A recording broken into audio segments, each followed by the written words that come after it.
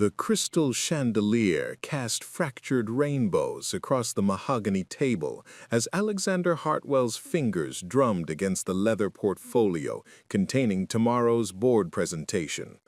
The merger with Castellano Industries hung by a thread. 3 years of negotiations, $200 million, and his company's future balanced on the edge of a dinner conversation that had already gone sideways.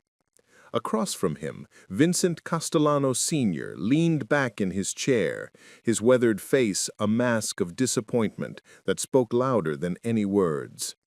"The numbers don't lie, Alexander," Vincent said, his Italian accent thick with frustration. "Your projections for the European market, they're fantasy, beautiful fantasy, but fantasy nonetheless." The old man's fingers traced the rim of his wine glass, a gesture Alexander had learned to recognize as Vincent's way of buying time before delivering devastating news. "My board won't approve this merger, not with these projections." The exclusive dining room of La Bella Vista fell silent, except for the soft clink of silverware from neighboring tables. Alexander felt the familiar tightness in his chest, the same sensation he'd experienced 20 years ago when his father's company had collapsed overnight, leaving nothing but debt and shattered dreams. He'd sworn he'd never feel that helpless again, yet here he was, watching 3 years of work crumble over appetizers. "Vincent, if you'll just look at the quarterly breakdowns," Alexander began, but the older man raised his hand. "I've seen enough spreadsheets to paper my vineyard. What I need to see is vision, passion, something that tells me you understand what it means to build something that lasts."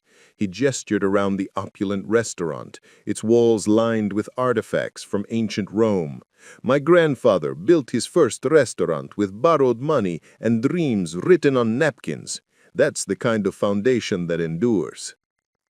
Alexander's executive assistant, Maria Santos, sat quietly to his left, her tablet balanced on her lap as she took notes. At 35, she'd been with the company for 8 years, climbing from junior analyst to Alexander's right hand through sheer competence and an uncanny ability to read between the lines of corporate politics. Her presence usually brought him comfort, but tonight, even her steady confidence couldn't ease the knot in his stomach. Across the dining room, a young waitress moved between tables with practiced grace. She wore the restaurant's standard black uniform, crisp white shirt, black slacks, and a small apron that looked more decorative than functional. Her dark hair was pulled back in a simple ponytail, and despite the evening's chaos of dinner service, she maintained an aura of calm professionalism that caught Alexander's attention. There was something about the way she carried herself, a quiet dignity that reminded him of his college professors, the ones who could command a lecture hall with nothing more than their presence. The waitress approached their table, setting down fresh bread and refilling water glasses with movements that seemed almost choreographed. As she leaned forward to adjust Vincent's place setting, Alexander noticed her eyes briefly scan the restaurant's famous menu. Not the standard English version that most servers use to take orders, but the decorative Latin version that hung framed on the wall nearby. Her lips moved slightly, and he realized with surprise that she appeared to be reading it, not just looking at it, but actually reading the ancient text. "Excuse me," Alexander found himself saying, interrupting Vincent mid-sentence about family traditions and business ethics. "The Latin menu on the wall, can you actually read that?" The waitress straightened, her green eyes meeting his with a mixture of surprise and caution. "I'm sorry, sir. I didn't mean to be distracted. Can I get you anything else?" No, Alexander said, waving away her concern. "I'm genuinely curious. That menu is written in classical Latin. Most people just see it as decoration. But you were reading it, weren't you?" A flush crept up her neck, and she glanced nervously toward the kitchen. "I should get back to my other tables, sir. If you need anything—" "Please," Vincent interjected, his business frustration momentarily forgotten. My friend here is fascinated by education. He collects degrees the way some people collect stamps." There was gentle mockery in his voice, but also genuine curiosity. "If you can read Latin, that's quite remarkable. Where did you learn?" The waitress, her name tag read Elena, hesitated for a moment. The dining room buzzed with conversation around them, but their corner table felt suspended in its own pocket of anticipation. Finally, she spoke, her voice soft but clear. "Magna est veritas, et prævalebit." The words hung in the air like a prayer. Alexander felt something shift in his chest, not the familiar anxiety of business failure, but something deeper and more unsettling. He recognized the phrase, "Great is truth, and it shall prevail." It was inscribed in Latin above the entrance to his alma mater, Harvard, but hearing it spoken with such quiet conviction by a restaurant waitress felt like discovering a hidden door in a familiar room. "You didn't just learn that phrase somewhere," Alexander said slowly. "You know Latin, really know it."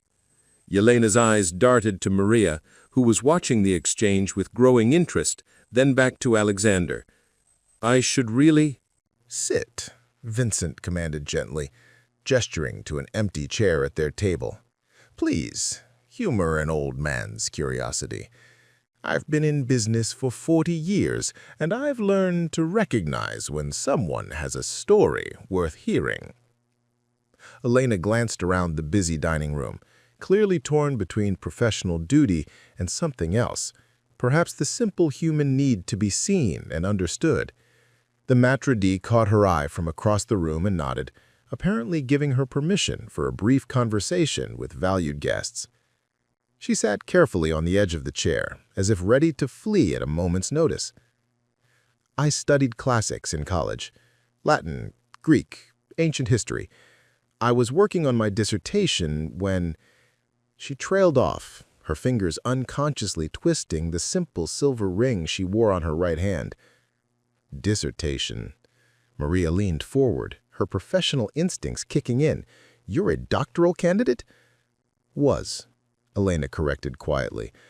"I was writing about women's voices in Augustan poetry, the ways female perspectives were encoded in texts written by men." She looked up at the Latin menu again, and Alexander followed her gaze. "That menu actually contains several passages from Ovid's Metamorphoses. Not exactly what you'd expect in a restaurant, but beautiful nonetheless." Alexander felt the ground shift beneath him. In 20 years of business, he'd made his fortune by reading people, understanding their motivations, their dreams, their fears. He could spot talent across a boardroom, identify potential in a 5-minute conversation, and negotiate million-dollar deals based on subtle shifts in body language. But sitting across from Elena, he realized he'd been looking at the world through the wrong lens entirely. "What happened to your dissertation?" he asked, though something in Elena's expression warned him the answer would be painful. Elena's smile was small and sad. Life happened. Student loans, family obligations, the reality of trying to survive in academia without connections or family money. She glanced around the elegant restaurant. Turns out being able to translate Virgil doesn't pay the bills. But being able to remember 30 different dinner orders and keep customers happy, that keeps the lights on. The irony wasn't lost on Alexander. Here he was panicking about a merger that would add another zero to his already substantial net worth, while sitting across from someone who'd abandoned her dreams for the simple necessity of survival. The contrast felt obscene, but also illuminating in ways he couldn't yet articulate. Vincent was studying Elena with the same intensity he'd brought to Alexander's merger proposal. "Tell me, Elena, what do you see when you look at this restaurant? Not as an employee, but as someone who studies history and culture." Elena considered the question seriously, her gaze traveling across the dining room's elaborate decor, the marble columns, the reproduction Roman frescoes, the carefully curated artifacts. "I see beautiful imitation," she said finally. Everything here is designed to evoke ancient Rome, but it's Rome as Hollywood imagines it. Sanitized, romanticized. The real Rome was grittier, more complex, full of contradictions. How so? Alexander found himself genuinely curious, the merger temporarily forgotten. Well, take those frescoes, Elena pointed to the walls. They're beautiful reproductions of Pompeii villa paintings, but the originals were in homes of the wealthy, while the poor lived in cramped apartments above shops, much like— She paused, seeming to catch herself. Much like what? Maria prompted gently. Much like where I live now, above a bakery in Little Italy. Some things haven't changed in 2,000 years. Alexander felt something crystallized in his mind, not quite an idea, but the beginning of one. He looked at Vincent, who was studying Elena with the same intensity he'd brought to Alexander's merger proposal. Elena, Vincent said slowly, tell me, what if I told you that understanding contradictions, seeing the difference between beautiful imitation and complex reality, is exactly what we've been discussing in business tonight? Elena looked confused, glancing between the two men. I'm sorry, I don't understand. Alexander leaned forward, his earlier anxiety replaced by a different kind of energy entirely. We've been talking about a merger. My company wants to expand into European markets, but our partner here thinks our approach lacks authenticity, vision, and understanding of what really matters. I still don't see how you just described this entire restaurant as beautiful but hollow, an imitation of something real. Tell me, if you were designing a restaurant that honored ancient Rome authentically, how would you do it differently? Elena was quiet for a long moment, clearly processing the unexpected turn in conversation. Around them, the dinner service continued, servers weaving between tables, the soft sound of conversation and clinking glasses, the distant sounds of kitchen activity. But at their table, time seemed suspended. I suppose, Elena said slowly, I'd want to tell the whole story, not just the glory and the marble and the conquests, but the ordinary people, the merchants and the slaves and the mothers, the contradictions, the struggles alongside the achievements. She looked directly at Alexander. The real story is always more complex than the beautiful version we want to believe. Alexander felt something click into place, not just about the merger, but about everything.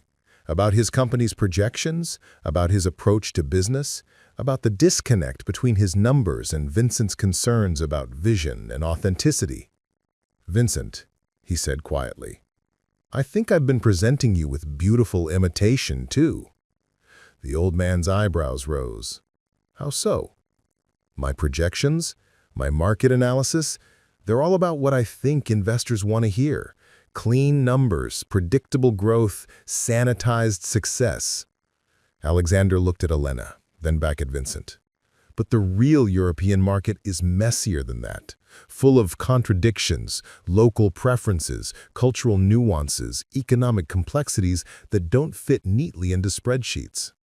Elena was watching this exchange with growing bewilderment, clearly unsure how her casual observation had sparked a business epiphany. But Vincent was smiling now, the first genuine smile Alexander had seen from him all evening. Well, now you are beginning to understand, Vincent said.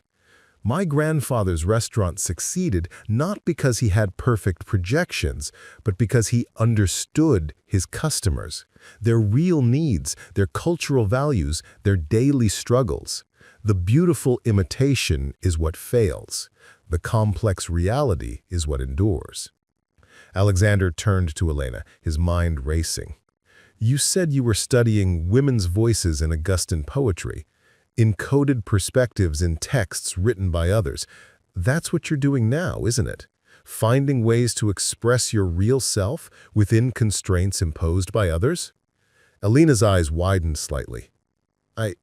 I suppose that's one way to look at it. What if those constraints were different? What if someone recognized that your real expertise, your ability to see beyond beautiful imitation to complex reality, was exactly what they needed? Before Elena could respond, the Maestro D approached their table, his expression apologetic but firm. "Miss Vasquez, I'm sorry, but we have a situation in the kitchen. Could you—" "Of course," Elena said, rising quickly. "I'm sorry, I shouldn't have—" "Wait," Alexander said, reaching for his business card. "Elena, I'd like to continue this conversation. Would you be willing to meet with me tomorrow? About work. Real work." Elena stared at the embossed card.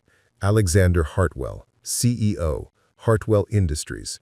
Her expression cycling through confusion, suspicion, and something that might have been hope. I don't understand what's happening," she said honestly. "Neither do I completely," Alexander admitted. "But I think that's exactly the point."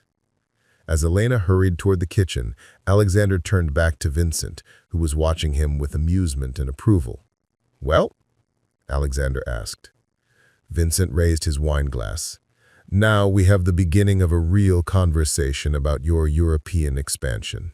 But first, I want to know more about this waitress who just solved your authenticity problem." Alexander looked toward the kitchen where Elena had disappeared, the embossed business card still lying on the table where she'd left it. For the first time in 3 years, the merger felt like the least important thing on his mind. The alarm clock's shrill cry cut through the pre-dawn darkness of Elena Vasquez's studio apartment at exactly 5:30 a.m., just as it had every morning for the past 2 years.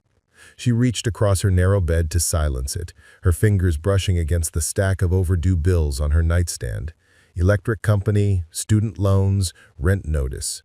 The familiar weight of financial anxiety settled on her chest like a stone. But she pushed it aside with practiced determination. Today was Wednesday, which meant the early shift at Giuseppe's Cafe before her evening shift at La Bella Vista. Elena's morning routine was a carefully choreographed dance of efficiency. Shower in 3 minutes, any longer and the building's ancient water heater would run cold. Instant coffee and a piece of toast while reviewing the day's Latin vocabulary on flashcards she kept in a shoebox under her kitchen table. She'd made a promise to herself 2 years ago when she'd dropped out of her doctoral program. Just because she'd abandoned her dissertation didn't mean that she'd abandoned her mind. As she dressed in her cafe uniform, black slacks, white shirt, comfortable shoes that had seen better days, Elena caught her reflection in the cracked mirror by her front door. 28 years old, master's degree in classical studies from Columbia, fluent in 3 ancient languages and 2 modern ones, and about to spend her day serving lattes to people who made more in a month than she did in a year. The irony wasn't lost on her, but self-pity was a luxury she couldn't afford. The morning air was crisp as Elena walked the 6 blocks to Giuseppe's, past the sleeping storefronts of Little Italy.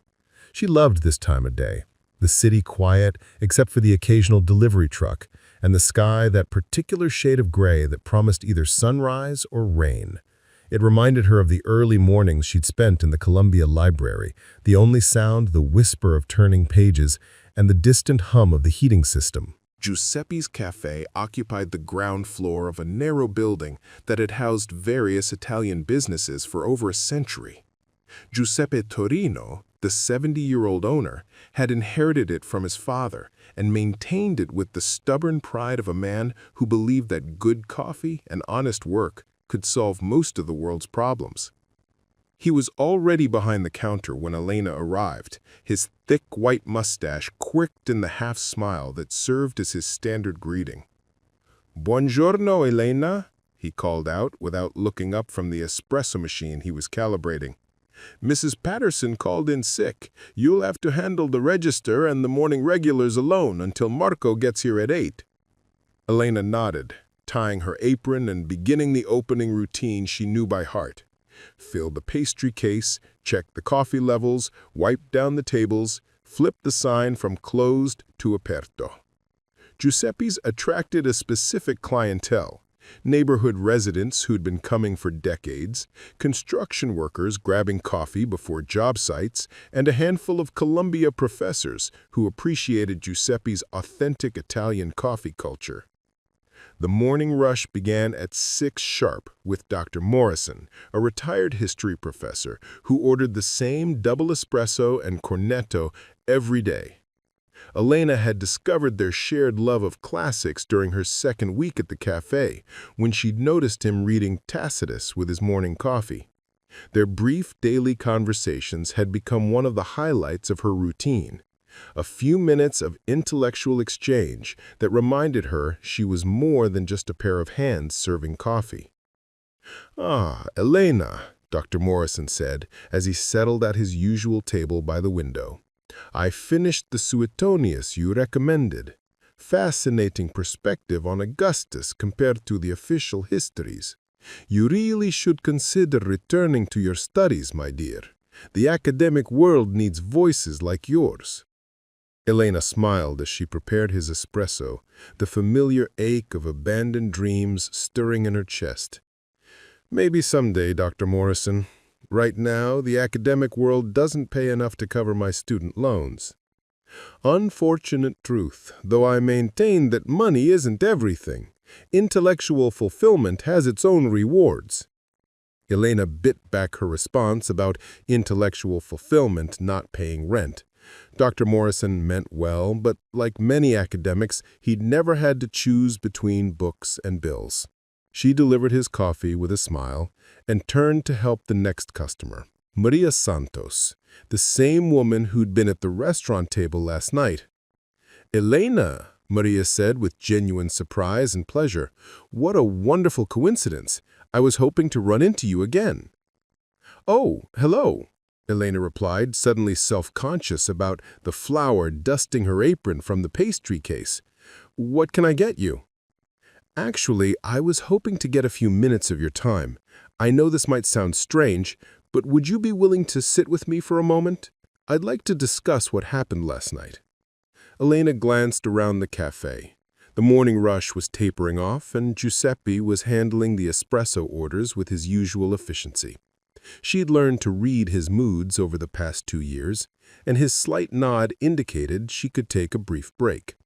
Maria had claimed a corner table, and Elena joined her with a cup of the dark roast she'd come to depend on for sustaining energy through her double shifts.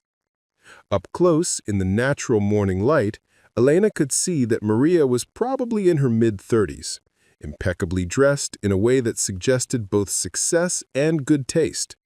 Her manner was direct but kind, the sort of professional warmth that put people at ease while maintaining appropriate boundaries. "I want to be upfront with you," Maria began.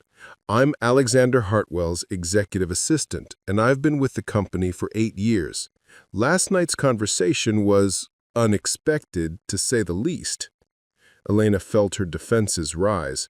"I hope I didn't say anything inappropriate. I know I probably shouldn't have engaged in personal conversation with guests, but—" "Stop, Elena," Maria interrupted gently. "You didn't do anything wrong. In fact, you may have done something very right." She leaned forward slightly. "Can I ask you about your background, your education, your experience before restaurant work?" Elena found herself explaining her academic journey. The scholarship to Columbia, the master's degree in classical studies, the doctoral program she had entered with dreams of becoming a professor. She talked about her dissertation on women's voices in Augustan poetry, her focus on how female perspectives were encoded in texts written by male authors in a patriarchal society. "That sounds like fascinating work," Maria said. "What made you leave the program?" Elena's laugh held no humor. "Reality. My father had a heart attack during my second year of coursework. My mother couldn't manage the medical bills alone, and my younger brother was still in high school. I took a leave of absence to help financially, thinking it would be temporary." She shrugged. "That was 3 years ago. Turns out doctoral stipends don't stretch far enough to support a family and pay New York rent. And you've been working restaurant jobs ever since?" "Restaurant jobs, tutoring when I can find students, some freelance translation work, whatever pays." Elena met Maria's eyes directly. "Look, I appreciate Mr. Hartwell's business card, but I'm not sure what he thinks I could offer his company. I don't have an MBA or business experience." Maria smiled. "Elena, what do you know about Hartwell Industries?"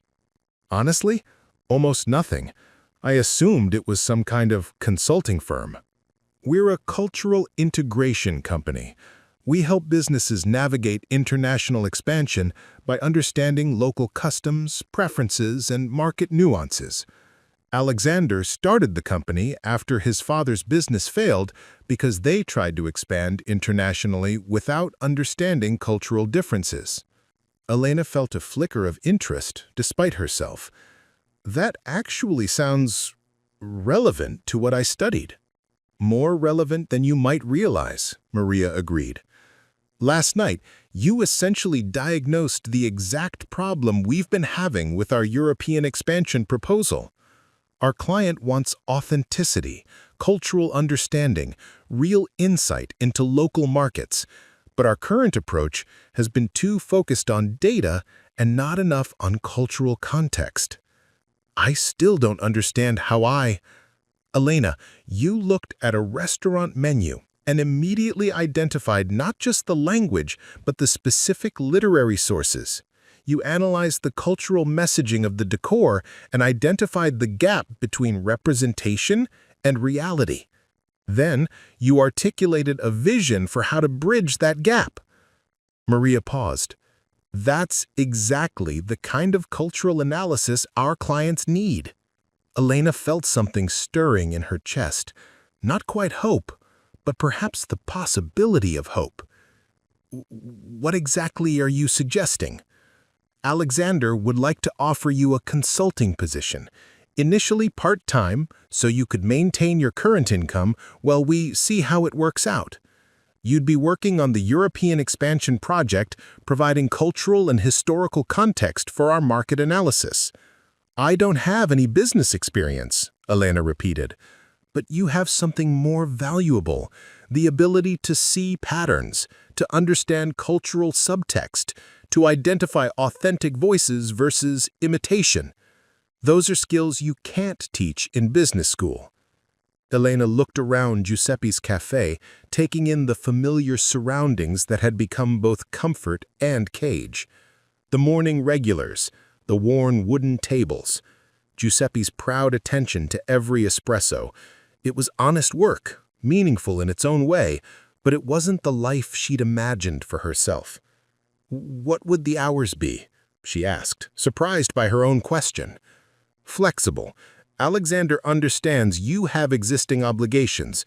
We'd work around your schedule, at least initially." Maria reached into her bag and pulled out a folder. "I took the liberty of putting together some information about the project. Market research we've already completed, cultural questions we've identified but haven't known how to address. Take a look when you have time." Elena accepted the folder, its weight substantial in her hands. "This feels surreal." "I understand, but Elena, sometimes opportunities come in unexpected ways. The question is whether you're willing to take a chance." Before Elena could respond, Giuseppe approached their table, his expression curious but respectful. "Elena, the lunch prep is ready if you have a moment." "Of course," Elena said, standing quickly. "I'm sorry, I should get back to work." Maria arose as well. "Think about it. There's no pressure, but the opportunity is real if you're interested." She handed Elena another business card, her own this time. "Call me when you've had a chance to review the materials, or if you have any questions." As Maria left the cafe, Elena stood holding the folder and business card, feeling as though the ground had shifted beneath her feet. Giuseppe was watching her with sharp eyes that had managed a small business for decades. "Good news or complicated news?" he asked in his accented English. "I honestly don't know." "Advice from an old man who has seen many changes." His mustache twitched. "Sometimes the biggest risk is not taking a risk at all." Elena spent the rest of her morning shift in a state of distracted efficiency, serving coffee and pastries while her mind raced through possibilities and complications. The folder sat unopened in her locker, but its presence felt significant, like a door that had appeared where there had only been wall before. During her break, she climbed the narrow stairs to her apartment and spread the folder's contents across her kitchen table. Market research reports, demographic analyses, cultural surveys, all focused on European expansion strategies. But as she read through the materials, Elena began to see the gaps Maria had mentioned. The research was comprehensive, but sterile, full of data, but lacking the kind of cultural insight that could mean the difference between success and failure. One report particularly caught her attention.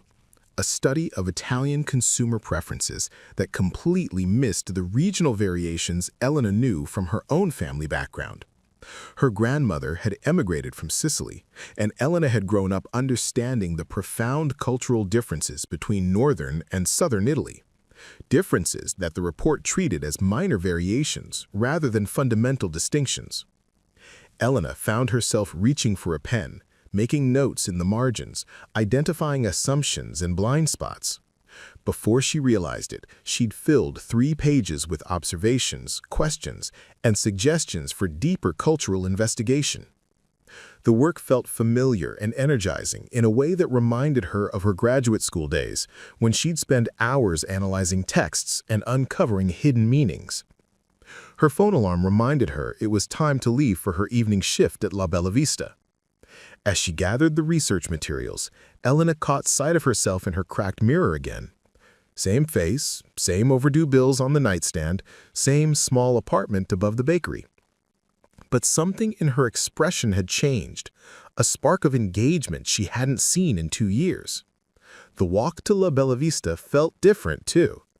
Instead of the resigned trudge of someone heading to just another shift, Elena found herself observing the neighborhood with new eyes. The cultural layers of Little Italy, the way traditional Italian businesses existed alongside trendy fusion restaurants, the complex negotiation between authentic heritage and commercial appeal. It was exactly the kind of cultural analysis the Hartwell Industries research needed. As she entered the restaurant for her evening shift, Elena noticed details she'd overlooked before. The way the decor created a specific version of Italian identity, the assumptions built into the menu design, the cultural expectations encoded in everything from the music to the lighting. For the first time in months, she felt her analytical mind fully engaged with her environment. The maitre d', Robert, greeted her with his usual professional nod. "Elena, you're on sections 4 and 5 tonight. We have several corporate groups, so be prepared for larger parties." Elena nodded, tying her apron and reviewing the evening's reservations. As she prepared for another night of serving others, the folder of research materials seemed to pulse with possibility in her locker. Whether she was ready or not, change was knocking at her door. Elena had been working at Hartwell Industries for 3 weeks when she realized that corporate America operated on its own version of ancient Roman politics. Complex hierarchies, unspoken alliances, and the constant navigation of egos and territories. The difference was that instead of togas and laurel wreaths, everyone wore expensive suits and carried smartphones that buzzed with the urgency of modern conquest. Her transition from waitress to cultural consultant had been smoother than expected, largely thanks to Maria's careful orchestration and Alexander's genuine enthusiasm for her insights. The company had provided her with a small office on the 15th floor of their Midtown Manhattan building, complete with a view of the Hudson River and more technology than she'd used in her entire academic career. The salary, even for part-time work, was more than she'd made in 3 months at the restaurants combined. But success, Elena was learning, bred resentment in unexpected places. "I don't understand why we need to reinvent the wheel," said Jonathan Pierce, Director of European Operations, during their 3rd project meeting. He was a man in his early 40s with the kind of aggressive confidence that Elena had come to recognize as compensation for deeper insecurity. "We've been expanding internationally for a decade. Our methodologies are proven." Elena looked up from the cultural analysis report she'd been presenting, a detailed breakdown of regional variations in Italian business culture that challenged several of Jonathan's existing assumptions. The conference room fell silent, except for the soft hum of air conditioning and the distant sound of traffic 15 floors below. The methodologies work for some markets, Elena replied carefully, aware that she was navigating a minefield. The Italian expansion has stalled for 18 months. The regional research suggests that a more nuanced approach— Suggests to who? Jonathan interrupted, his tone sharpening. Elena, I appreciate your academic perspective, but business isn't a classroom. We deal with real money and real consequences.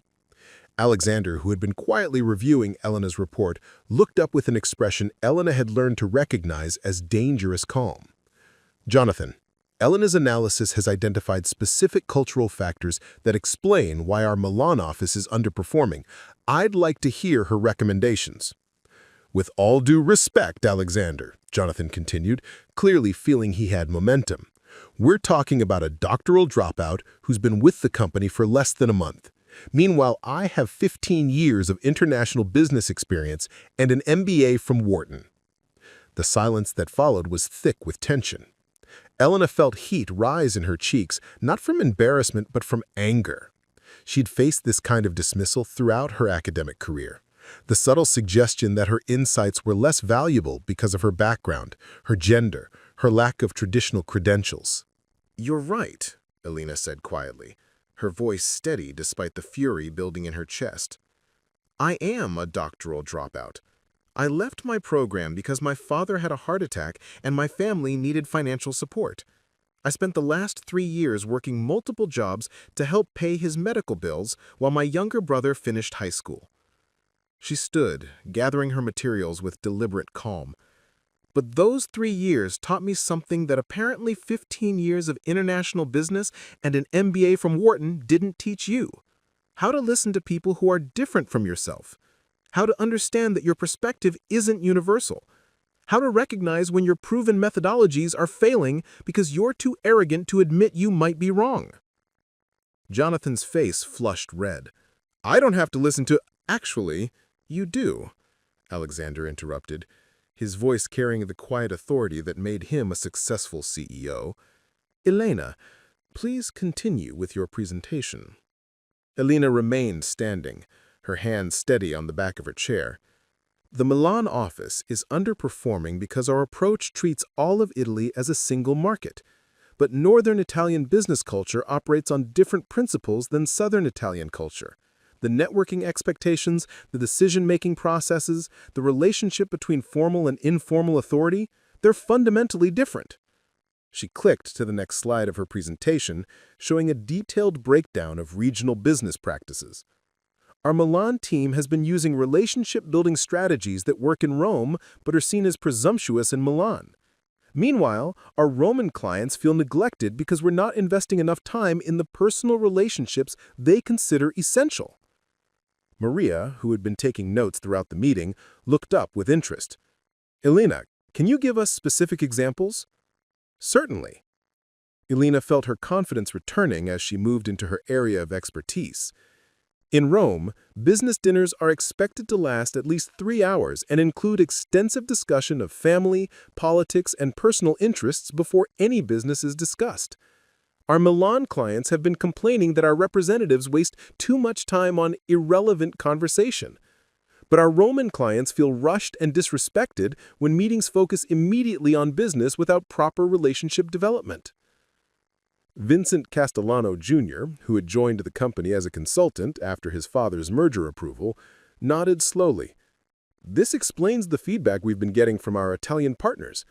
We thought they were contradicting each other, but they were actually describing different regional expectations." "Exactly," Elena continued, warming to her subject. "And the solution isn't to choose one approach over the other, it's to train our teams to recognize and adapt to regional variations. Cultural intelligence rather than cultural assumption." Jonathan was looking increasingly uncomfortable as the room's attention focused on Elena's analysis.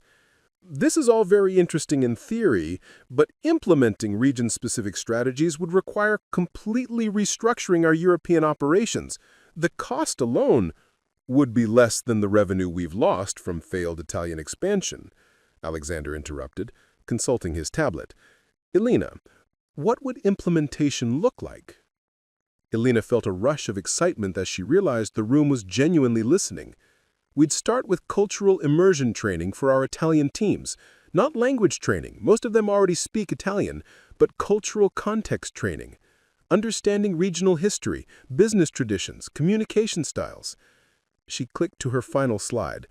I'd also recommend establishing regional advisory councils, local business leaders who can provide ongoing cultural guidance and help us avoid the kinds of miscommunications that have been sabotaging our relationships. Vincent Jr. was nodding enthusiastically. Elena, this is brilliant. We've been treating cultural differences as obstacles to overcome rather than resources to leverage. It's an interesting academic exercise, Jonathan said dismissively, but I'm concerned about practical implementation. Elena, have you ever actually managed an international expansion? Have you negotiated with foreign partners or managed cross-cultural teams? Elena felt the familiar sting of credentialism, the suggestion that her insights were worthless without the right kind of experience. But before she could respond, Alexander stood up, his expression harder than Elena had ever seen it. Jonathan, you've managed international expansions for 15 years, and our Italian operations are failing. Elena has been here 3 weeks, and she's identified solutions that none of us considered. His voice was quiet, but carried unmistakable authority.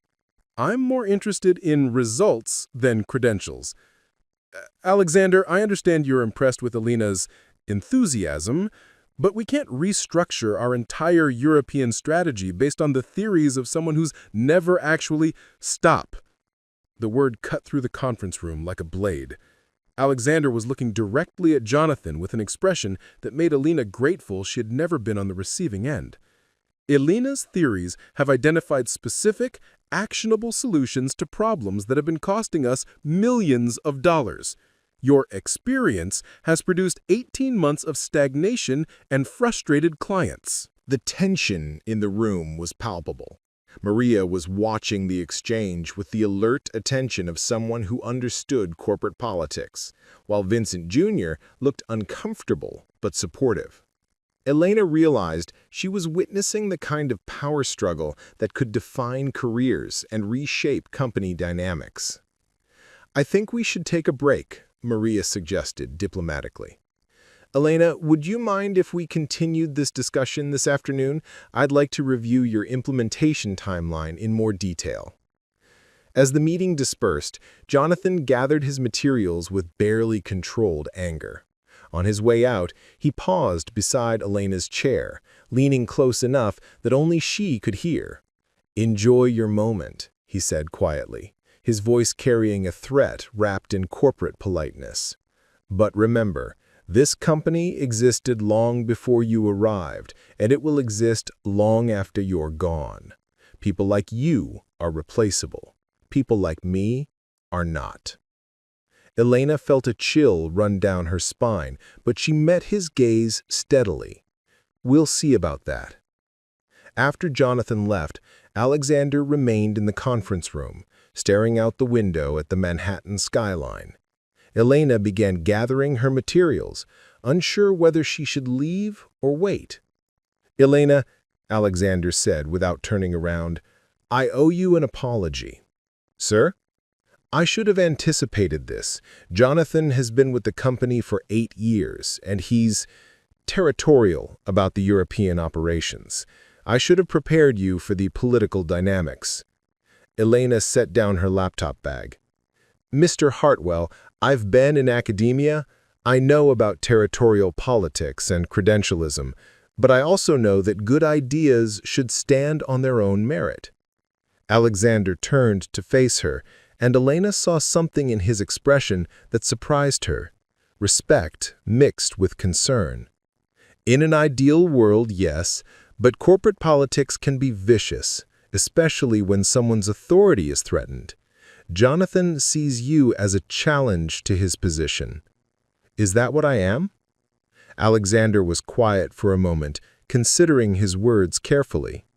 "Elena, your cultural analysis has identified solutions that could save our European expansion, But implementing those solutions would require acknowledging that our current approach, Jonathan's approach, has been fundamentally flawed.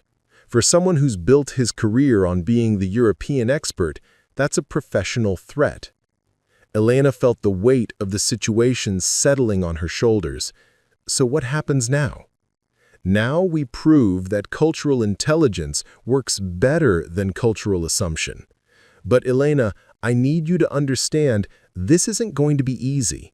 Jonathan has allies in the company, people who've been here for years and might see you as an outsider threatening the established order. Maria, who had been listening from the doorway, stepped into the conference room. Alexander's right, Elena, but you also have allies. Vincent Jr. is completely convinced by your analysis, and the Italian partners have already responded positively to the preliminary cultural assessment we sent them. What preliminary assessment? The one based on your restaurant observation, Alexander said with a slight smile. Remember your comment about sanitized versus authentic cultural representation? I included that perspective in our follow-up communication with Vincent Sr. He was impressed enough to recommend us to 3 other Italian companies. Elena felt a surge of pride mixed with apprehension. So the approach is working? It's working, which is exactly why the resistance is going to intensify. Over the following weeks, Elena discovered that Maria's prediction was accurate. The success of her cultural analysis seemed to energize both supporters and detractors within the company. Vincent Jr. became a champion of her approach, regularly citing her insights in meetings and advocating for expanded cultural intelligence training. Several junior staff members began seeking her advice on international projects, drawn to her fresh perspective and willingness to challenge conventional wisdom. But Jonathan's resistance also intensified, taking increasingly subtle and sophisticated forms. Elena would arrive at meetings to find that her recommendations had been modified in ways that stripped away their cultural nuance. Her requests for research materials would be delayed or denied due to budget constraints. Most insidiously, she began noticing that her contributions to projects were being minimized or attributed to others in company reports. The breaking point came during a presentation to potential Italian clients who had flown to New York specifically to evaluate Hartwell Industries' cultural competency. Elena had spent weeks preparing a comprehensive analysis of regional business practices, complete with specific recommendations for relationship building and communication strategies. On the morning of the presentation, she arrived at the office to find Jonathan in her office, reviewing her materials with 2 other senior staff members. "Elena, good morning," Jonathan said with false cheerfulness. "We've been reviewing your presentation, and we think it needs some adjustments to better align with our corporate messaging." Elena looked at her laptop screen, where her carefully crafted presentation had been reduced to generic bullet points and corporate speak. The specific cultural insights that made her analysis valuable had been replaced with vague references to regional preferences and localized approaches. "You've removed all the cultural context," Elena said, struggling to keep her voice professional. "The Italian client specifically requested detailed cultural analysis. This is just standard consulting materials." "We felt the original version was too academic," said Patricia Webb, the Senior Director of Client Relations. "Our international clients prefer practical, business-focused presentations." Elena stared at her laptop screen, where her carefully crafted presentation had been reduced to generic bullet points and corporate speak. The specific cultural insights that made her analysis valuable had been replaced with vague references to regional preferences and localized approaches. "You've removed all the cultural context," Elena said, struggling to keep her voice professional. "The Italian clients specifically requested detailed cultural analysis. This is just standard consulting materials." "We felt the original version was too academic," said Patricia Webb, the Senior Director of Client Relations. Our international clients prefer practical, business-focused presentations. Elena stared at the screen, watching months of work being reduced to meaningless corporate jargon. Patricia, with respect, the Italian clients hired us specifically because they wanted cultural depth, not more generic business consulting. This presentation tells them nothing they couldn't get from any other firm. Elena, you need to remember your position here, Jonathan said, his tone becoming firmer. You're a part-time consultant with no business experience. Jonathan and I have been managing international clients successfully for years. Then why are we losing money in Italy? Elena shot back, her academic training and argumentation taking over. Why have our Italian partners been complaining about cultural insensitivity?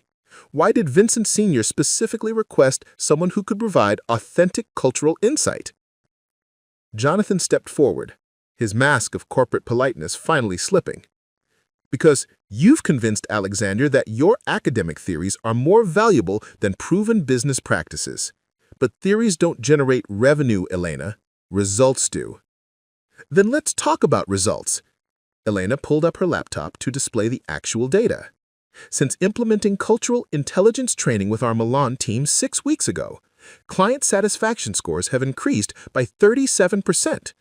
Our Rome office has signed 2 new contracts specifically because clients felt we finally understood their business culture. And 3 separate Italian companies have requested meetings based on our new cultural competency reputation. She turned the laptop screen toward them, showing the detailed analytics she'd been tracking. Meanwhile, the 18 months of proven business practices that preceded my involvement produced 0 new Italian contracts and a 23% decline in client satisfaction. Patricia and Jonathan exchanged glances, clearly unprepared for Elena's data-driven response. But before either could respond, Alexander's voice cut through the tension. What exactly is happening in here? Elena turned to see Alexander standing in her office doorway, his expression carefully neutral, but his eyes alert to the obvious conflict. Behind him, Maria was watching with the sharp attention of someone who understood that careers could pivot on moments like this. Alexander, we were just reviewing Elena's presentation for this afternoon's client meeting. We felt it needed some adjustments to better align with our corporate messaging. Alexander walked to Elena's laptop and reviewed the modified presentation, his expression growing increasingly stern as he scrolled through the genericized content. This isn't Elena's presentation. This is corporate boilerplate. Where is the cultural analysis that our Italian clients specifically requested? We felt the original version was too academic, Patricia began. The original version was exactly what we promised to deliver. Alexander interrupted, his voice carrying the kind of quiet authority that made seasoned executives fall silent. Elena, do you have your original presentation? Elena nodded, pulling up her backup files with slightly shaking hands. As the original presentation filled the screen, detailed cultural analysis, specific regional insights, actionable recommendations grounded in historical and anthropological research, the contrast with the modified version became stark. Alexander reviewed the materials in silence, the tension in the room building with each slide. Finally, he looked up at Jonathan and Patricia. You took a presentation specifically designed to demonstrate our cultural competency and stripped away everything that makes it culturally competent, he said, his tone dangerously calm. Elena's analysis is exactly what these clients are paying for. It's exactly what has generated our recent success in the Italian market. Alexander, you were trying to sabotage this presentation, Alexander cut him off. Whether consciously or unconsciously, you've attempted to undermine the work that has been driving our recent growth. Elena watched this exchange with a mixture of vindication and apprehension. She was being defended, but she was also witnessing the kind of corporate confrontation that could reshape the entire company dynamic. I want to be very clear, Alexander continued, his gaze moving between Jonathan and Patricia. Elena's cultural intelligence approach is now company policy for all international expansion. Anyone who undermines that approach is undermining company strategy. Patricia's face had gone pale. Alexander, surely you're not suggesting. I'm not suggesting anything. I'm stating company policy. Alexander turned to Elena. Your original presentation is what we're delivering this afternoon. And from now on, any modifications to your cultural analysis materials need my direct approval. As Alexander left the office, Patricia and Jonathan followed, their hushed conversation carrying undertones of anger and concern. Elena sank into her chair, adrenaline coursing through her system as she realized she'd just survived a professional ambush. Maria remained in the doorway, watching Elena with an expression of professional admiration. That was expertly handled. I don't feel like an expert. I feel like I just painted a target on my back. You probably did, Maria agreed.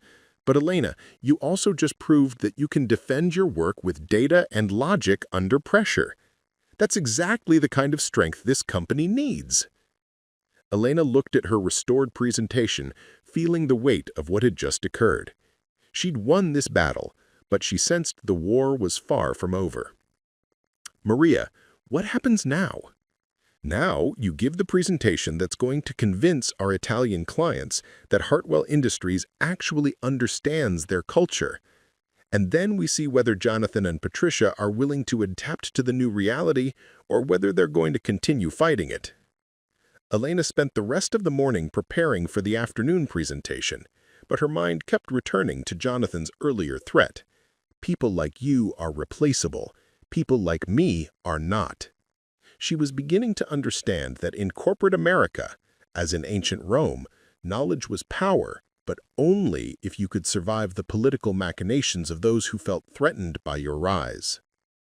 The Italian clients arrived at 2 o'clock sharp, a delegation of 4 executives from different regional backgrounds. Elena had researched each of them individually, understanding their specific business cultures and regional preferences. As she began her presentation, she watched their faces carefully, noting when cultural references resonated and when business practices aligned with their experiences. Ms. Vasquez, said Marco Torino, the lead client from Milan, this analysis demonstrates precisely the kind of cultural understanding we have been seeking. You clearly comprehend the regional distinctions that most American firms ignore. Thank you, Elena replied. I believe that successful international business requires genuine cultural intelligence, not just cultural awareness. Precisely, agreed Francesca Romano from the Rome office. Too many consulting firms treat Italy as a single market with minor regional variations.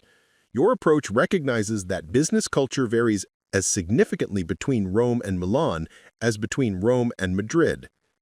As the presentation concluded, Elena felt a surge of professional satisfaction unlike anything she'd experienced since leaving graduate school. These clients weren't just impressed by her analysis, they were excited by it. She was providing exactly the kind of cultural bridge that made international business not just possible, but successful. But as the clients filed out, expressing enthusiasm for moving forward with Hartwell Industries, Elena caught sight of Jonathan watching from across the office. His expression was carefully neutral, but she could see the calculation in his eyes. This success would only intensify his efforts to undermine her position. Elena was learning that in corporate America, success could be as dangerous as failure, especially when it came at the expense of those who considered themselves indispensable. 6 months after Elena's successful presentation to the Italian clients, Hartwell Industries was experiencing unprecedented growth in European markets. Her cultural intelligence approach had expanded beyond Italy to include France, Germany, and Spain, with each region requiring its own nuanced understanding of business practices and relationship dynamics. Elena had been promoted to Director of Cultural Intelligence, a position created specifically for her, and her salary had tripled from her restaurant days.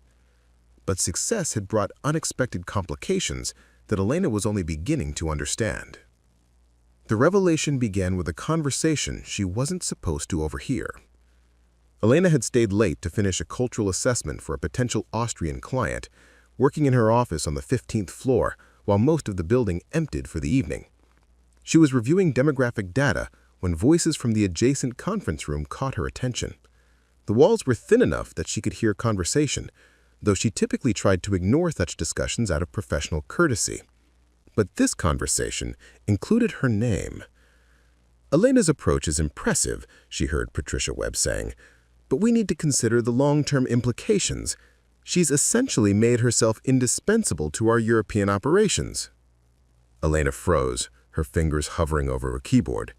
She knew she should stop listening, but something in Patricia's tone suggested this wasn't a casual performance review. That's exactly the problem, came Jonathan, sharp with frustration. She's created a bottleneck. Every European project has to go through her cultural analysis. It's inefficient. More importantly, said a third voice that Elena recognized as David Chen, the chief financial officer, it's expensive. Elena's consulting fees, the cultural training programs, the regional advisory councils, we're spending 40% more on European operations than we did last year. Elena felt her stomach drop.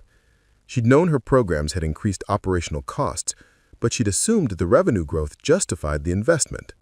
Apparently, that assumption was being questioned. The revenue growth has been substantial, said a voice Elena didn't immediately recognize. Our European contracts are up 67% since implementing cultural intelligence protocols. Short-term growth, Patricia replied dismissively. But what happens when clients realize they can get similar results from firms that don't require extensive cultural consulting? We're pricing ourselves out of the market. Elena pressed closer to the wall, her heart racing. This sounded like more than performance evaluation. It sounded like an attempt to dismantle everything she'd built. There's also the question of Elena's background, Jonathan continued, his voice carrying that familiar note of condescension. She's academically impressive, but she lacks business training. Some of her recommendations show a concerning naivete about profit margins and operational efficiency. What specific recommendations? Asked the unrecognized voice. The regional advisory councils, for example. Elena insists we need local cultural experts in every market. But those consultants cost us thousands per month in fees. A more experienced business professional would find ways to achieve cultural sensitivity without such expensive overhead. Elena felt anger rise in her chest. The advisory councils had been instrumental in several major contract wins, providing the kind of local insight that prevented costly cultural missteps, but she was beginning to understand that some people viewed expenses and investments differently. We need to consider restructuring her role, Patricia said. Perhaps reducing her involvement to initial cultural assessments rather than ongoing project management. That would preserve the benefits of her expertise while reducing operational costs. Or, David Chen added, we could develop internal cultural intelligence capabilities, train our existing staff in Elena's methods, and then gradually phase out her position. That would give us the cultural competency without the ongoing consultant expenses. Elena felt the blood drain from her face. They were discussing replacing her with internally trained staff who would implement diluted versions of her methods without understanding the deeper cultural principles that made them effective. The problem with that approach, said the unknown voice, is that cultural intelligence isn't just a methodology, it's a way of thinking. Elena doesn't just apply cultural knowledge, she understands cultural systems. You can't train that kind of insight in a weekend workshop. Elena realized the defending voice belonged to Vincent Castellano Sr., and she felt a surge of gratitude mixed with apprehension. At least she had one ally in this discussion. Vincent raises a good point, Jonathan acknowledged, but we also need to consider scalability. Elena's approach works well for our current European operations, but what happens when we expand to Asian markets? Are we going to hire a different cultural expert for every region? The overhead becomes unsustainable. Not to mention, Patricia added, the political challenges of having multiple cultural consultants who might contradict each other's recommendations. Elena's success in Europe could actually create problems if we apply the same model globally. Elena slumped in her chair, beginning to understand the corporate logic that was threatening her position. Her success had made her simultaneously valuable and vulnerable, essential to current operations but potentially problematic for future expansion. There's something else we need to discuss, David Chen said, his voice dropping to a more confidential tone. I've been reviewing Elena's expense reports, and there are some irregularities. Elena's breath caught. Her expense reports were meticulously documented, approved by Maria and well within company guidelines. What irregularities could he possibly have found? What kind of irregularities? Vincent asked, suspicion evident in his voice. Expensive dinners charged as cultural research. Extended trips to European cities for relationship building with advisory council members. Conference attendance that seems more academic than business-focused. David's tone suggested scandal. I'm not saying Elena is deliberately defrauding the company, but her spending patterns suggest someone who doesn't understand corporate fiscal responsibility. Elena felt heat rise in her face. Every expense David was questioning had been explicitly approved as necessary for building the cultural relationships that had driven their European success. The dinners were client meetings where business was conducted according to local customs. The European trips had resulted in 3 major contracts. The conference attendance had provided insights that saved clients from costly cultural missteps. David, those expenses were all pre-approved, Vincent said firmly, and the ROI has been substantial. Elena's expensive dinners have generated millions in new contracts. Short-term gains, Patricia interjected. But are they sustainable? More importantly, are they replicable by staff who understand budget constraints? Elena realized she was witnessing a character assassination disguised as performance evaluation. Her successes were being reframed as fiscal irresponsibility, her methods questioned as unsustainable, her expertise portrayed as academic naivety. I think we're getting ahead of ourselves, said another voice Elena recognized as Maria Santos. Elena hadn't realized Maria was in the meeting, and her heart leaped with hope for another ally. Elena's European program has been our most successful expansion initiative in company history. Before we start questioning her methods, maybe we should look at the results. Maria, no one is questioning Elena's intelligence or dedication, Jonathan said with false diplomacy. But we need to consider whether her approach is the most efficient way to achieve our goals. Efficient for whom? Maria's voice carried an edge Elena had rarely heard. Efficient for our clients who are finally working with an American firm that understands their culture? Efficient for our revenue, which has grown substantially? Or efficient for executives who feel threatened by someone who's revolutionized our approach to international business? The conference room fell silent, and Elena realized Maria had just stated what everyone knew, but no one had acknowledged. This wasn't really about efficiency or expenses. It was about power and threatened authority. Maria, that's an unfair characterization. This is simply about optimizing our operations. Is it? Because from where I sit, it looks like an attempt to undermine someone whose success has highlighted the limitations of our previous approach.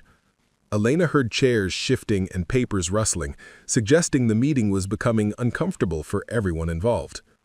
I think we should table this discussion until we can review Elena's performance metrics more comprehensively. Her 6-month review is coming up anyway.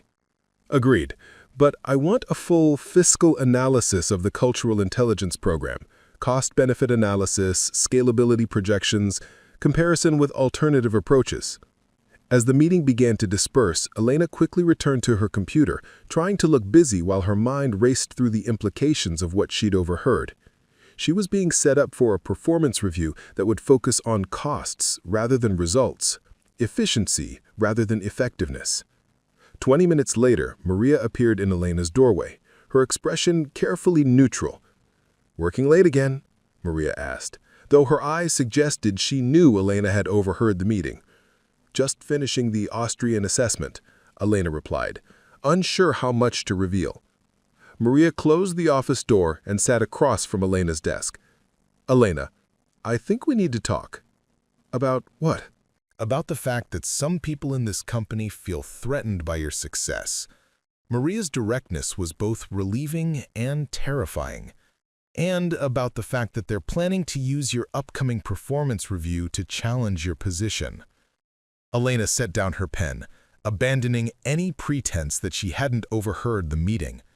"Maria, I've documented every expense, justified every recommendation, and delivered results that exceed any reasonable expectations.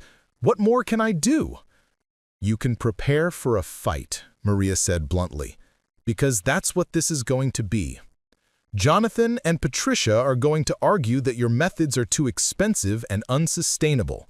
David is going to question your fiscal responsibility, and they're going to propose restructuring your role in ways that would essentially eliminate your influence. Elena felt overwhelmed by the corporate politics she'd never fully understood. I just want to do good work. Why does that threaten people? Because good work that challenges existing methods makes people question whether the old ways were actually working. Maria leaned forward. Elena, your success has proven that our previous approach to international expansion was culturally tone-deaf and economically inefficient. For people who built their careers on that approach, your success is an implicit criticism of their competence. So what do I do? Maria smiled grimly. You do what you did in that conference room 6 months ago when Jonathan tried to dismiss your expertise. You present data, defend your methods, and prove that your approach creates value that justifies its costs. And if that's not enough, then you remind them that our Italian clients specifically requested to work with you personally, not with Hartwell Industries generally, and that our biggest European contracts include clauses requiring your direct involvement in cultural consulting.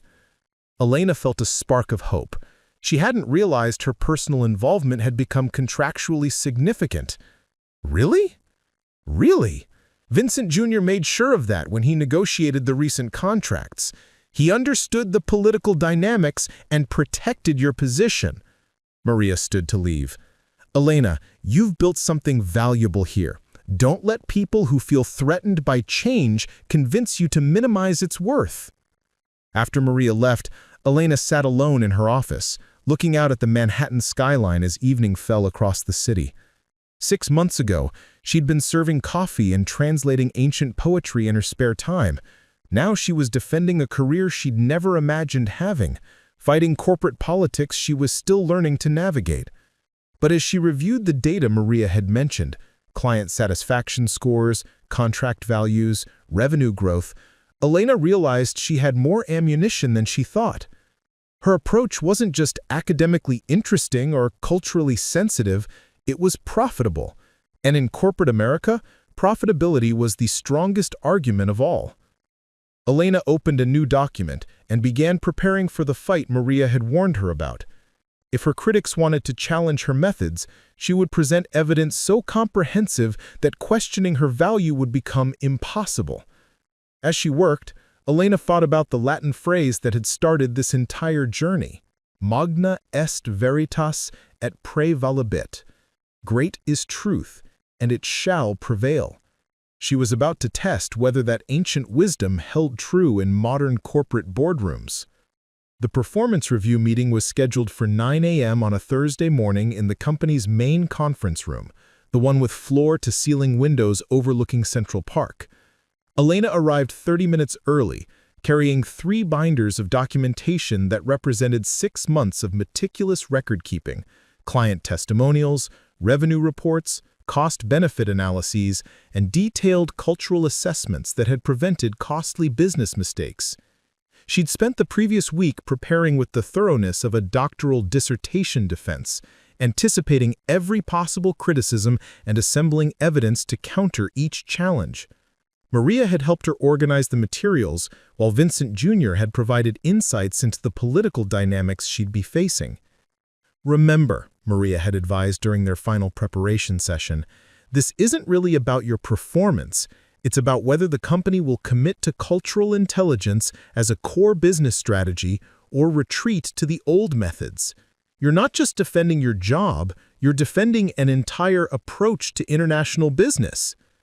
Alexander entered the conference room first, followed by the senior staff Elena had overheard in their clandestine meeting. Jonathan Pierce wore his standard expression of professional skepticism, while Patricia Webb looked politely neutral, in the way that suggested predetermined conclusions. David Chen carried a thick folder that Elena suspected contained the fiscal analysis he'd mentioned, and Vincent Jr. offered her an encouraging nod as he took his seat. Elena, thank you for your preparation. Alexander began, his tone carefully neutral. We're here to conduct your 6-month performance review and discuss the future direction of our cultural intelligence initiatives. Elena opened her first binder, her hands steady despite the adrenaline coursing through her system. Thank you, Mr. Hartwell.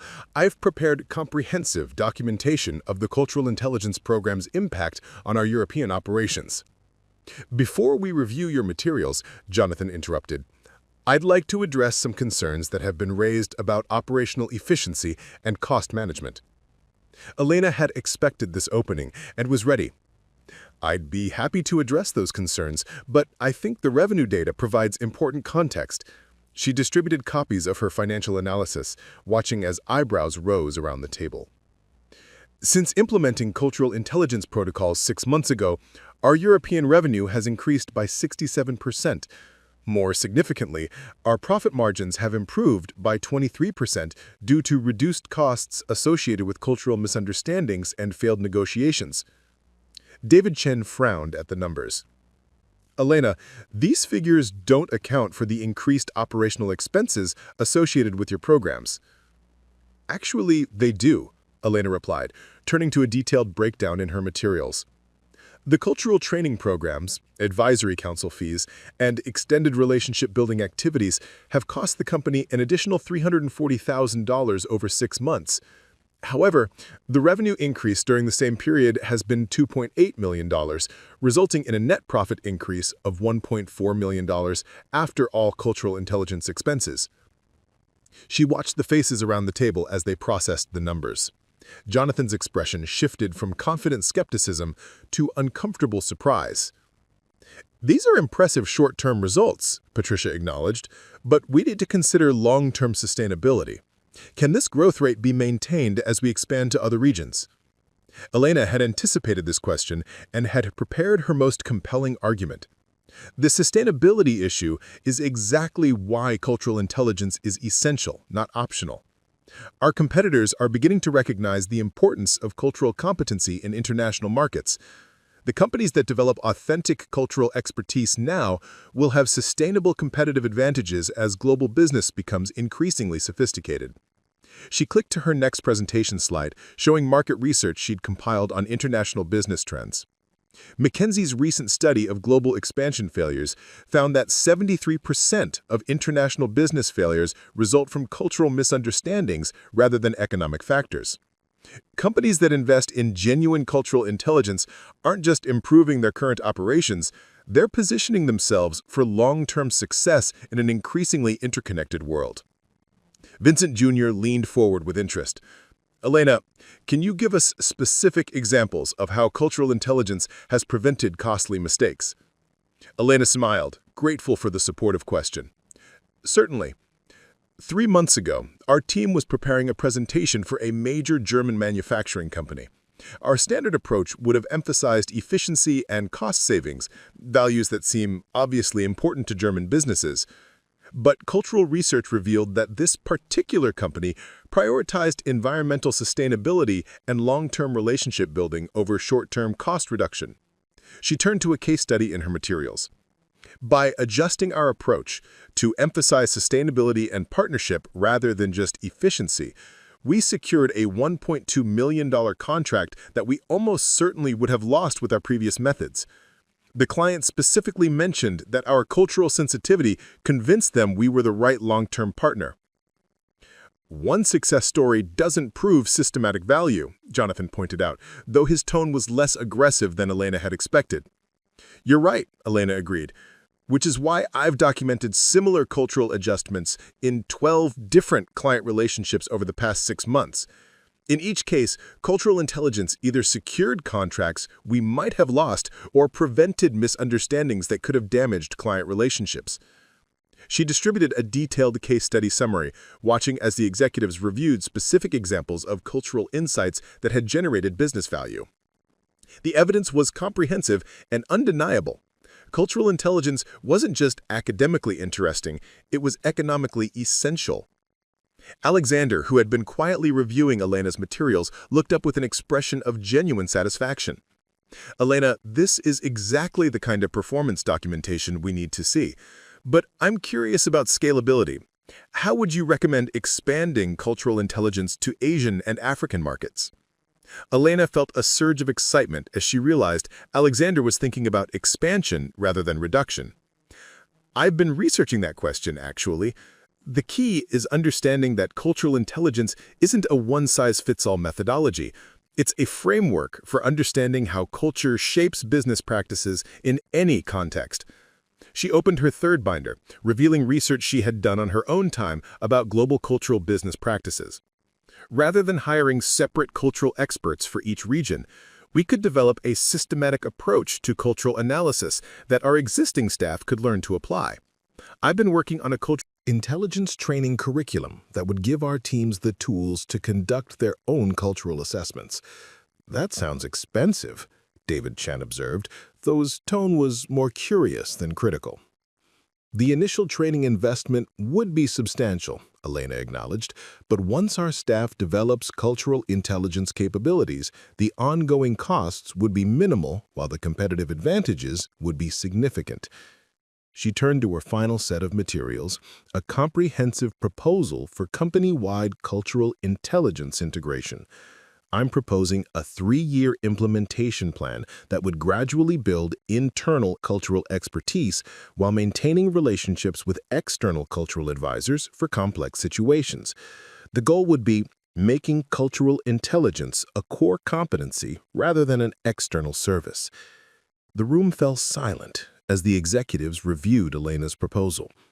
She could see the mental calculations happening, weighing costs against benefits, considering political implications, evaluating the risks of change versus the risks of stagnation.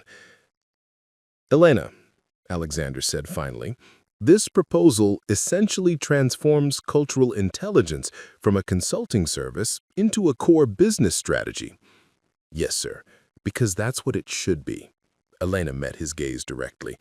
Cultural intelligence isn't just about avoiding mistakes or securing individual contracts. It's about understanding that in a global economy, cultural competency is as essential as financial literacy or technological expertise. Vincent Jr. was nodding enthusiastically. Elena's right. Our Italian clients have told us repeatedly that working with culturally intelligent American firms is so rare that it's become a significant competitive advantage.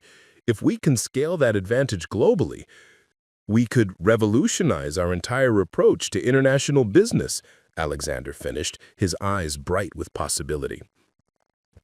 Jonathan, who had been unusually quiet during the latter part of the meeting, finally spoke. "Elena, I owe you an apology. When you first arrived, I saw your academic background as a liability rather than an asset. I was wrong." Elena felt surprise mixed with relief. "Thank you, Jonathan. I appreciate that." "More than that, I'd like to propose that you lead the development of the cultural intelligence curriculum you've outlined. Our European operations could serve as the pilot program for company-wide implementation." Patricia was reviewing Elena's financial projections with obvious interest. "Elena, if these numbers are accurate, cultural intelligence could become one of our strongest service offerings. We could market it as a distinct competitive advantage." "That's exactly what I was hoping. But the key is authentic implementation, not just marketing. Cultural intelligence has to be genuine to be effective." David Chen closed his folder of fiscal concerns, looking somewhat chagrined. "Elena, I apologize for questioning your expense management. Your ROI documentation is actually exemplary. I should have looked at the complete financial picture before raising concerns." Elena felt a weight lifting from her shoulders as she realized the review was going far better than she had dared hope. "Thank you, David. I understand the importance of fiscal responsibility. That's why I've been so careful to document the business value of every cultural intelligence initiative." Alexander stood, signaling the formal end of the review. "Elena, I'm promoting you to Vice President of Cultural Intelligence with responsibility for developing our global cultural competency strategy. You'll report directly to me and have budget authority for implementing the 3-year plan you've outlined." Elena felt momentarily speechless. 6 months ago, she'd been translating Latin menus while serving tables. Now she was being offered a vice presidency at a major consulting firm. Mr. Hartwell, I'm honored, but I want to be clear about what this position would entail. Developing authentic cultural intelligence across global markets will require significant investment in training, research, and relationship building. It won't be a quick or easy process. Elena, Alexander said with a smile, 6 months ago, you convinced us that understanding cultural complexity was more valuable than sanitized simplicity. I think we can trust you to guide us through the complex process of building genuine global cultural competency. As the meeting concluded, Elena gathered her materials with a sense of professional accomplishment unlike anything she had experienced. She'd not only defended her position, but transformed it into something far more significant than she had originally imagined. Maria approached as the other executives filed out. Elena, that was masterful. You didn't just defend your work, you created a vision for the company's future. I couldn't have done it without your support, and Vincent's, and everyone who believed in cultural intelligence when it was just an untested idea. What's your first priority as VP? Maria asked. Elena looked out at the Manhattan skyline, thinking about the journey that had brought her from a cramped apartment above a bakery to a corporate vice presidency. Building a team of people who understand that cultural intelligence isn't just about business strategy, it's about genuine respect for human diversity and the complex ways culture shapes how people understand the world. As Elena returned to her office, soon to be a much larger office, she realized, she thought about the Latin phrase that had started this journey. Magna est veritas et prævalebit. Great is truth, and it shall prevail. In the corporate world, as in ancient Rome, truth had indeed prevailed, but Elena was beginning to understand that in both contexts, truth required champions willing to defend it with evidence, passion, and unwavering commitment to authentic understanding. Her phone buzzed with a text message from Dr. Morrison, her former customer at Giuseppe's Cafe. Saw the article about your promotion in the business section. Proud of you, my dear. Never doubt that intellectual fulfillment and practical success can coexist. Elena smiled, realizing that her journey from waitress to vice president had been about more than career advancement. It had been about proving that genuine expertise, cultural sensitivity, and authentic understanding could create value in even the most pragmatic contexts. As Elena began planning her new role, she felt a deep sense of purpose that reminded her why she'd fallen in love with classical studies in the first place. It wasn't just about understanding ancient texts, it was about understanding how human cultures create meaning, build relationships, and navigate complex social realities. Now she had the opportunity to apply that understanding on a global scale, helping businesses build bridges across cultural divides that had historically been sources of misunderstanding and conflict. Cultural intelligence wasn't just a business strategy. It was a form of applied humanism that could make the world a more connected and understanding place. Elena opened her laptop and began drafting her vision statement for the Global Cultural Intelligence Initiative. At the top of the document, she typed the Latin phrase that had brought her to this moment. Magna est veritas et prævalebit. Great is truth, and it shall prevail. In boardrooms and classrooms, in ancient texts and modern business relationships, in the quiet dignity of a waitress reading Latin, and the bold vision of a VP planning global transformation. 1 year later, Elena stood in the departure lounge of JFK International Airport, her passport heavy with news stamps from business trips across 4 continents. The Cultural Intelligence Program had exceeded all projections, generating over $12 million in new international contracts and establishing Hartwell Industries as the premier consulting firm for companies seeking authentic global expansion. Her phone buzzed with a text from Giuseppe. Saw you on the business news last night. The whole neighborhood is proud. Your table at the cafe is waiting whenever you need good coffee and quiet thinking time. Elena smiled, remembering the morning routine that had sustained her through the darkest period of her life. She still visited Giuseppe's Cafe every few weeks, not from necessity now, but from gratitude. Dr. Morrison had become an informal advisor to her cultural intelligence curriculum, contributing insights from his decades of historical scholarship. The boarding announcement for her flight to Singapore interrupted her thoughts. Another new market, another cultural puzzle to solve. But this time she wouldn't be traveling alone. Her team of cultural intelligence specialists, recruited from universities, cultural organizations, and international nonprofits, would be meeting her there to establish Hartwell's first Asian Cultural Competency Center. As she gathered her carry-on bag, her fingers found the small leather journal she always carried. On the first page, written in her careful handwriting, was the Latin phrase that had changed everything. Magna est veritas et prævalebit. Great is truth, and it shall prevail.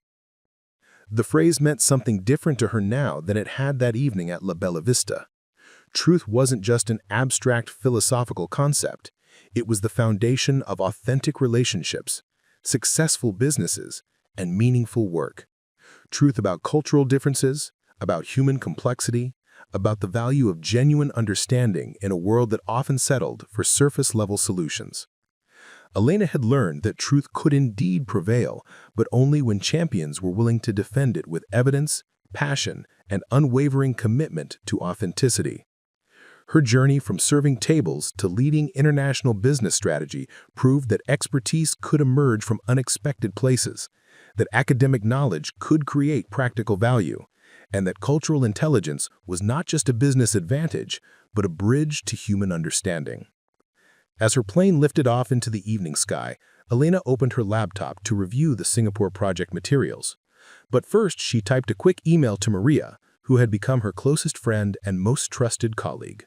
Truth has prevailed once again, ready to prove that cultural intelligence can transform Asian markets just as it did European ones. The world is getting smaller, but understanding it requires getting deeper. More adventures await. Below her signature, she added the Latin phrase that had become her professional motto and personal philosophy. In boardrooms and coffee shops, in ancient wisdom and modern business challenges, truth would always find a way to prevail, especially when carried by those brave enough to champion authentic understanding over convenient simplification. Preparing and narrating this type of story took us long efforts and hard work. So if you are enjoying this story, please consider subscribing to our channel.